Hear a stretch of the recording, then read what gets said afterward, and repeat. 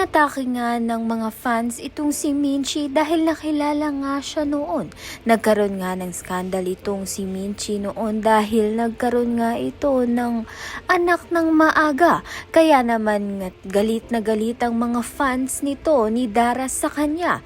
Dahil dito nagkaroon nga ng pagbabalik ng trauma nito ni Minchi.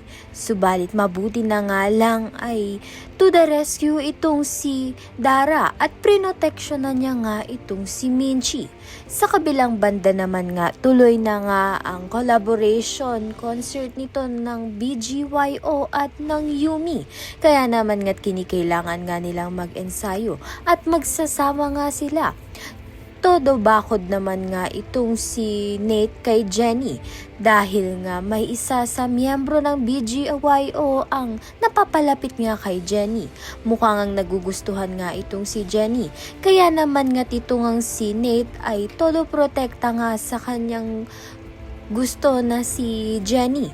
Kaya naman nga't yan at iba pa ang dapat nating pakaabangan. Maraming salamat sa iyong panonood.